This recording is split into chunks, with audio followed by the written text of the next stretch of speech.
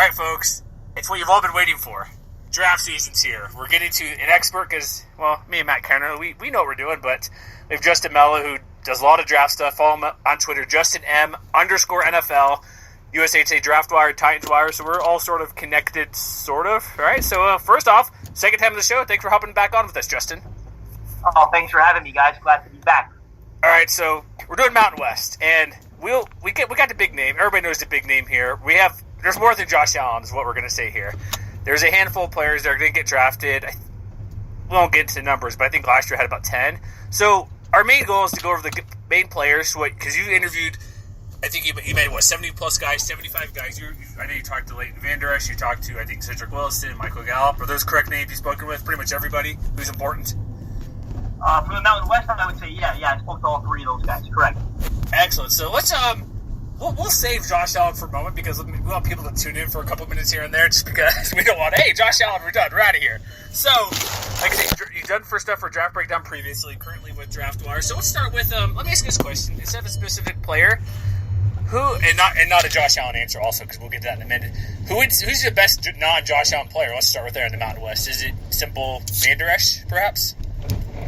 Yeah, I would say Leighton Vander Esch for sure. I have him in the first round, probably going in the top 20 in my opinion. This is a guy who really is just a freak athlete, but it's more than that. You know, he's someone who I'm sure you guys are familiar, but walked on at Boise State at 215 pounds. I mean, a self-described 215-pound scrawny linebacker is the exact words he used when I asked him about it. This is a guy who's worked incredibly hard to get to where he is today. I mean, as you mentioned, I had the opportunity to sit down and chat with him for a while. I think he mentioned 5 or 6 times throughout our conversation how his favorite time of the year is the off-season. That's when he can truly improve himself. Came across as a guy to me who genuinely, really, really loves the game, loves football, loves the process of getting better. Showed up to the combine at, 256 pounds, I think it was. Ran the 40-yard dash in 4.65 seconds. Which is an excellent time for his size. 39.5-inch vertical. Really blew the top off the combine. Just really someone who I'm very, very impressed with. And I think once teams get him in the interview room, they'll kind of have the same experience that I did. You know, really going to show off his football IQ. Really impressive guy who loves the game.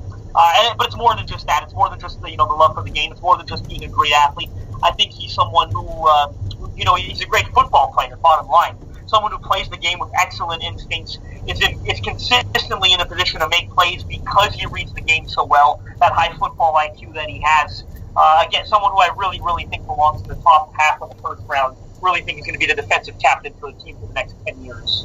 Let me ask this real quick while you hop in here, Matt, but there's been reports, or I don't know if it's a true report, I've seen a little bit about an injury about him, because I forget where I saw it from, but I know BJ Rates, who covers him at Idaho Press Tribune, and others were saying that there's an injury that's been mentioned, but it's similar to JJ a couple years ago. Like, he does workouts perfectly fine, medical comes out fine, but then there's those, I know you probably hate these anonymous scouts who say whatever they want without giving their name, saying there's some sort of injury factor with him, but then you have like guys who actually covered him in college, and even now say that's not the case. Have you any clarification? Do you know anything about that? If that's what you've talked to him or read or reported or chatted with people, is that any more being the case, or some mystery injury that at least one scout said it caused him to drop? Well, for me, I was surprised when we heard that because, as you mentioned, nothing popped up at the combine. He wasn't asked to go back to the medical rechecks that they do down there. So for me, that came totally out of the blue. I don't buy it. For the record, I mean, I did reach out to his agent the day that happened. I know his agent very, very well. I reached out directly to Ron Slavin, and he told me it's a non-issue. I mean, it's his agent, obviously. But at the end of the day, I mean, I'm going to take him for his word. I haven't got any wind of anything whatsoever from anyone who I know familiar with the situation. Again, to me, if it was even remotely an issue, I imagine he would have been at the medical rechecks, which he was not. I hit up the agent immediately, told me he was completely focused. So, I mean, that's all I've got on that. I wonder if it's a team just trying to sabotage or something. Who knows? They always say weird stuff. Yeah, exactly. To me, it's what they call a lying season right now. And on that subject, I'm not buying it at all. I think he's 100% fine. There's nothing to worry about at all. So, I saw a headline recently that my beloved 49ers wanted to bring him in for a visit, but they weren't able to do so because of scheduling concerns and things like that, or scheduling conflicts, rather. So, I've seen him attached to any number of teams, especially a team like the Pittsburgh Steelers, for instance, who have been known for, drafting and developing great linebackers for pretty much as long as I've been an NFL fan. But, you see his name popping up all over the kind of the second half of the first round. So for you, in your opinion, where do you think it would be his best fit? Or rather, who do you think needs him to be on their defense next year the most? Originally I had mocked him to the Tennessee Titans at 25, who I obviously covered for the Titans Wire. I really like the idea of him in Tennessee. I think that, for a number of reasons. I think him, General Manager John Robinson and Head Coach Mike Vrabel, he's the kind of guy I can see really hitting it off with those two guys.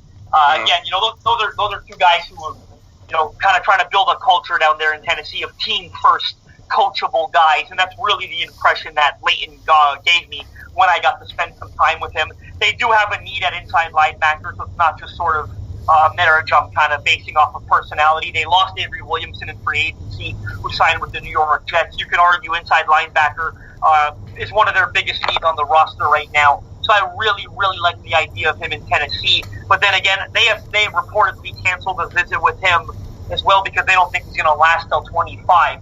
Now, does this injury stuff change that? Who knows? But if it was up to me, I'd really like to see him in Tennessee next year. All right, I know we got a short time, so we don't need to spend a ton on every player. Let's move to the next guy on our list here. We're just going kind of in order. We'll get to Al in a second. But Rashard Penny, San Diego State, we talked with him before a while back. But basically, he touches the ball. He basically has three positions at once. Kick return, punt return. Versatile guy, which is huge NFL. If you can take up 3 to 4 positions with one guy, you're more valuable than that third down fullback or whatever it may be to pass block or something.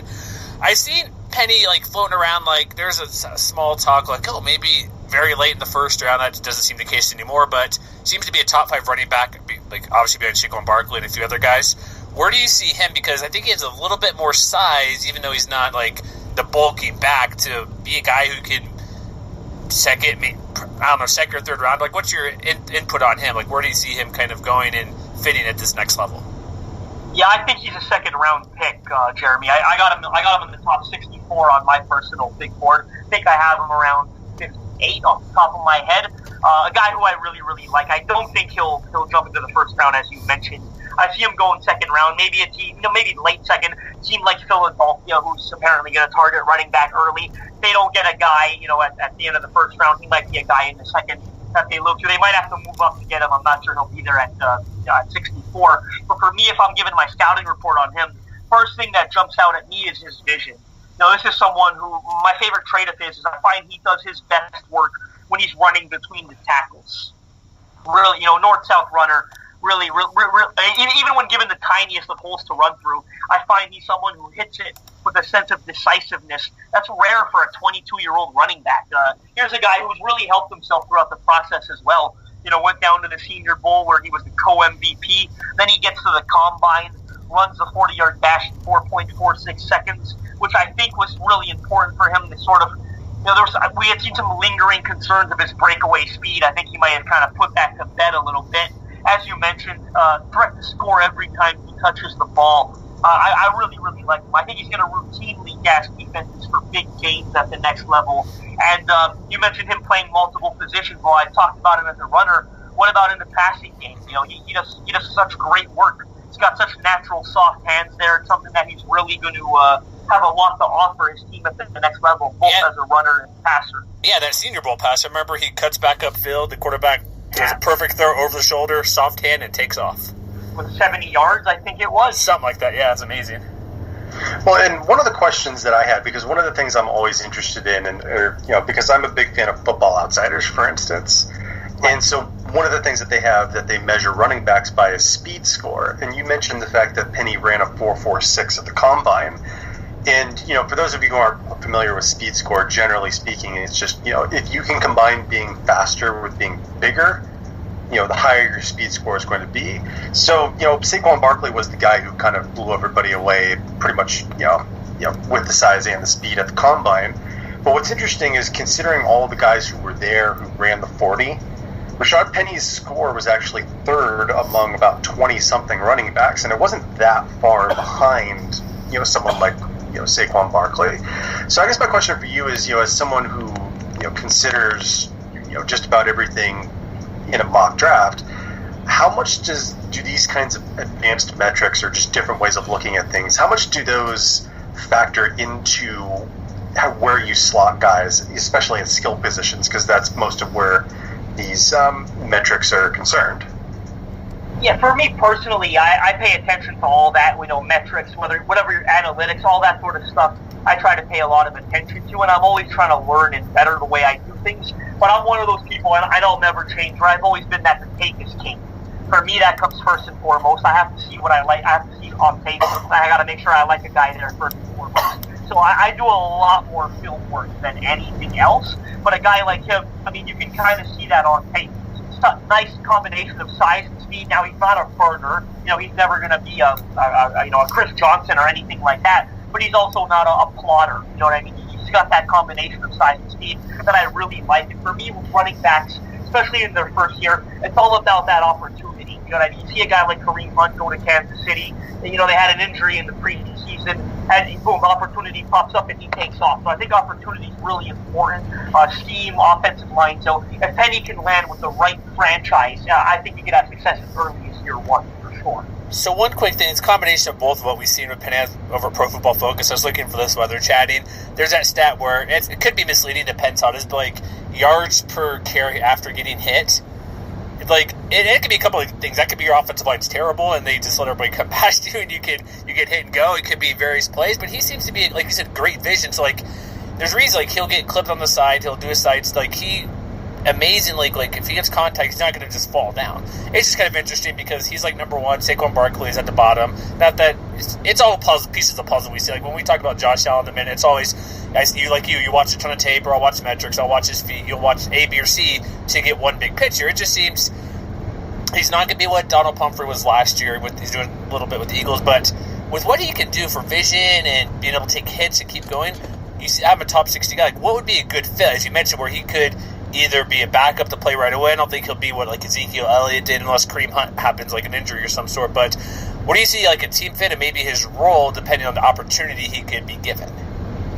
I really love the idea of him in Philadelphia, to be honest. And I don't know if that's a team that will grab him at 32. I think it's a little early. As I said, they might have to move up in the second if they're trying to get him. But I think that's a good mixture there of opportunity for him. Whether he starts as whether it's just as a third down back, playing passing downs or short yards or whatever it is, I really think that if he lands with the right franchise, he can make an immediate impact in year one. And there's a number of ways to look at it, right? Like you said, it could be like a Kareem Hunt where injuries occur. He could, I don't think Philly really has a guy who right now we can peg as he's absolutely the starting running back, when the season opens. So he's someone who could maybe just really impress in the preseason, really get their attention during camp. I really would love to see him in Philadelphia next year, if I'm being honest. All right, so let's talk about Michael Gallup for a minute, because it's kind of interesting how the narrative has changed, at least from kind of a distance, where back in January before the Combine, there was at least some sense that maybe this is a late first round kind of guy, and it seems like the enthusiasm has cooled off a little bit, not too much. You see some kinds of numbers where he led the country, I think, last year, or at least among draft eligible receivers in yards after catch or something like that. But I guess my question would be, where's your initial sense of where he ends up? Because I know that he's dropped a little bit kind of in the eyes of most prognosticators, but how far is that drop from your point of view?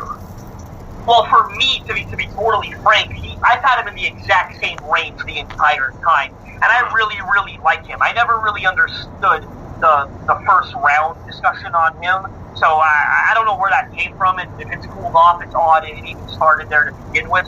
I have him as a top 50 player on my board. I really do like him in the second round. I'm a big fan now of this game. Really, really like him. starts off with his size. He's got great size for the position.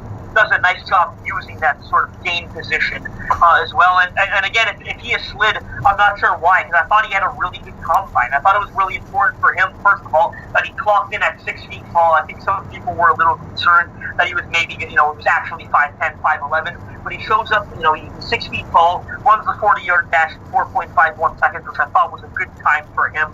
And the explosion was evident as well.